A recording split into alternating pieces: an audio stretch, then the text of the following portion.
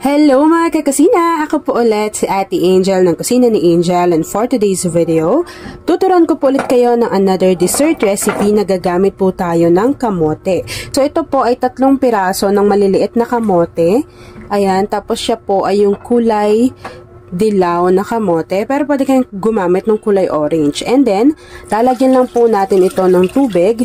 Nalulubog yung ating kamote bago buksan lang natin yung apoy sa ating kalan. At hihintayin po natin yung kumulo at lumambot yung ating kamote bago gagawin pa po natin yung iba pang mga procedure. Dapat mga kakusina ay hiwain po natin ng maliliit yung ating kamote, yung ganyan lang itsura niya, para po mas mabilis lumambot yung ating kamote. And hayaan nyo lang din yung tubig dahil pag kumulo po yan ay hindi po natin yan itatapon later kasi gagamitin natin siya sa ating recipe.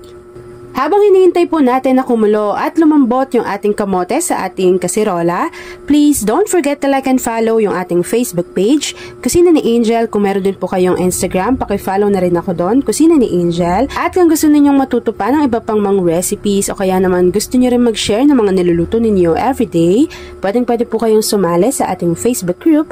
Andyan lang po yan sa ating Facebook page.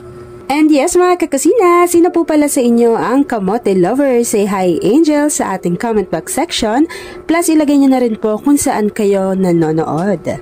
After nating mapakuluan yung ating kamote, check na po natin yan kung malambot na. So kuha lang po tayo ng kamote and then tusukin lang natin to ng tinidor. So kapag ganyan na natutusok na yan, meaning malambot na to. Yan, so i-drain lang po muna natin yung ating kamote dahil kailangan po nating durugin ito. After po nating ma-drain yung ating kamote sa isang kasirola, ilagay na natin yung iba-iba pang mga ingredients. So meron po tayo dito ang half cup ng cornstarch. Take note po na hindi pa nakabukas yung apoy sa ating kalan. After adding ng ating cornstarch, maglalagay lang po tayo dito ng evaporated milk. So ito po ay 1 can or 365 ml. Pero hindi muna natin ilalagay lahat kasi kailangan ma-dissolve muna natin ng maigi yung ating cornstarch.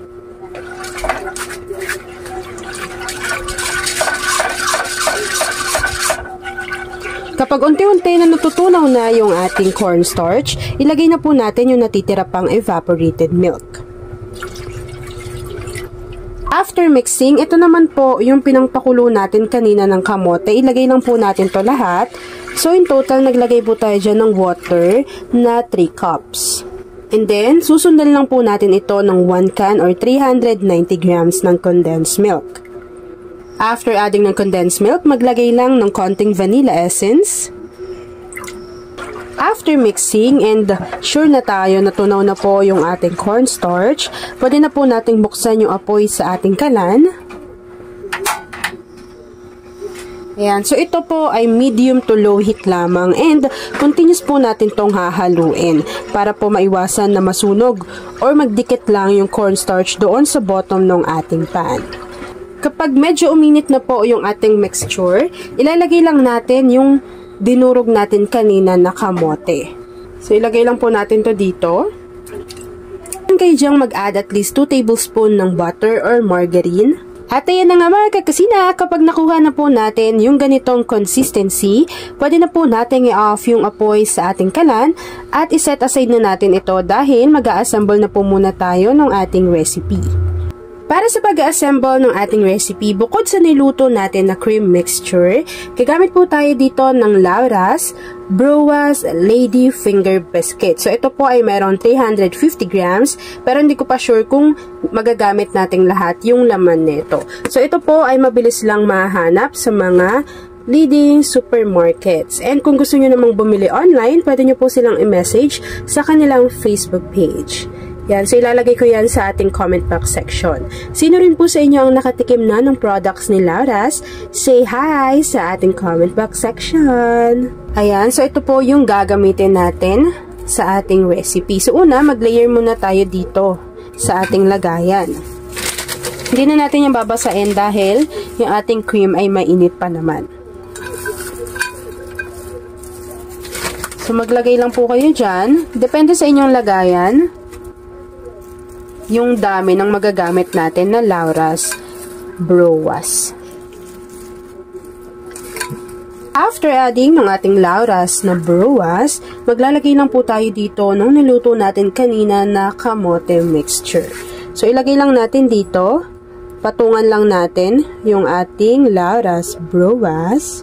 1 cup na yon, hindi pa siya puno at hindi pa rin natatakpan yung ating bruwas. So, mag-add pa tayo ng another 1 cup ng ating kamote mixture.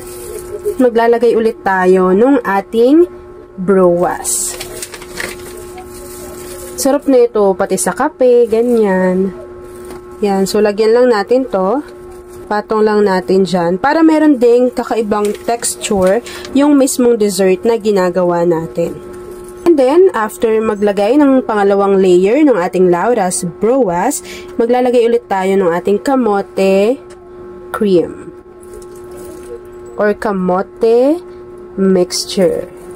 After adding ng ating kamote mixture, set aside lang po muna natin to. Hintayin natin tong lumamig, mag-set at mag-firm bago gagawa pa po tayo ng itatoppings natin sa ibabaw. Grabe. Tinikman ko yung isang peraso ng mismong lauras na bruwas. Ang sarap, tas ang lasa. Crunchy yung labas pero yung loob, ang soft. Sarap. Diba? Habang pinapalamig ko yan. Nag-snacks ako dito. Habang pinapalamig natin yung ating recipe sa isang saucepan, maglagay lang po tayo dito ng 1 can or 370 ml ng all-purpose cream at iinitin lang po muna natin yan. Meron lang kasi ako dito white chocolate chips, so gagamitan ko na lang ito ng 2 tablespoon na cacao or cocoa powder. Pero kung meron na kayong chocolate chips, huwag na kayong gumamit ng cacao or cocoa powder. Lagay ko lang din yung cocoa. After adding ng ating white chocolate chips, pati yung ating all-purpose cream at cacao or cocoa powder, tunawin lang po muna natin yan ng maigi.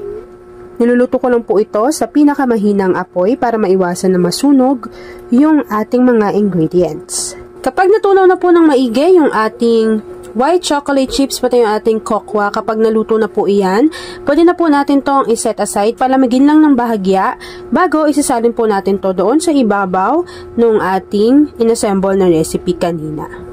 At ayan na nga mga kakasina, kapag malamig na po ito, isalin lang natin sa ibabaw yung niluto natin kanina na chocolate. Ayan. Kapag naisalin na natin yan dyan, palamigin lang po muna natin ito, ilagay sa ating chiller hanggang sa mag-set or mag-firm po yung mismong chocolate na inilagay natin. Bago, ipapakita ko sa inyo kung ano yung natapos nating easy dessert recipe. At ayan na nga mga kakasina, once na nag-set na po or nag-firm na yung chocolate ganache na inilagay natin sa ibabaw ng ating recipe, magdas lang po tayo dito ng cacao or cocoa powder and then hiwain na po natin yan bago pwede na po natin tong i-enjoy.